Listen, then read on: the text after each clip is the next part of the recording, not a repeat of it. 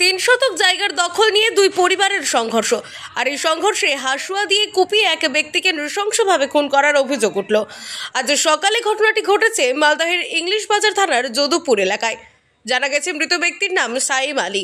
অভিযোগ উঠেছে তাদেরই আত্মীয় মিঠু শেখ, রিন্টু শেখ সহ বেশ কয়েকজনের বিরুদ্ধে।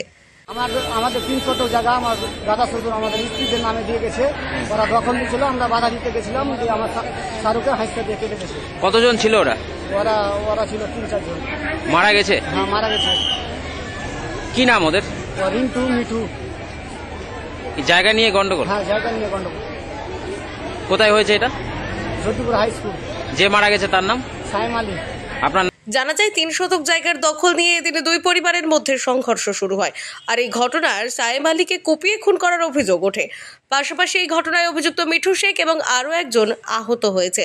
এই ঘটনার পর মৃত সাইম আলী এবং প্রতিপক্ষ আহতদের হাসপাতালে নিয়ে আসা হলে দুই আত্মীয়ের মধ্যে হাতাহাতি শুরু হয় হাসপাতাল চত্বরে।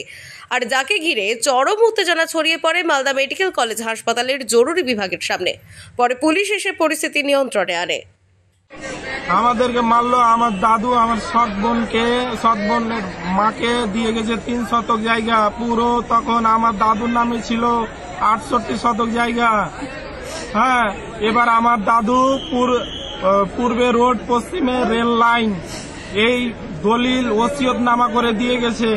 এবার ওরা সেটাকে খেলাপ করে দলিল ম্যাচ করে না, ম্যাচে অবৈধভাবে আমাদের পজিশন বিক্রি করছে। আর আমাদেরকে গন্ডা ল্যান্ড মাফিয়াদের নিয়ে এসে আমাদেরকে মারধর করছে। আমার দাদাকে হাত ভেঙে দিয়েছে, আমার পা গোটা শরীর মেরে। নামগুলো বুঝতে পারি না, কিন্তু আমার ওই সৎ বোনদের জামাইগুলো ছিল। হ্যাঁ, সাইম আর সাগর। অনেকজন ছিল, আগন্তিক। গুরুতর ভাবে আমরা ন্যায্য পথে আছি। আমরা নিজেই কেস করেছি যে তোরা যদি পাস তো নিয়ে নিবি। মালদা থেকে দেবসিনার রিপোর্ট, আনন্দ বার্তা।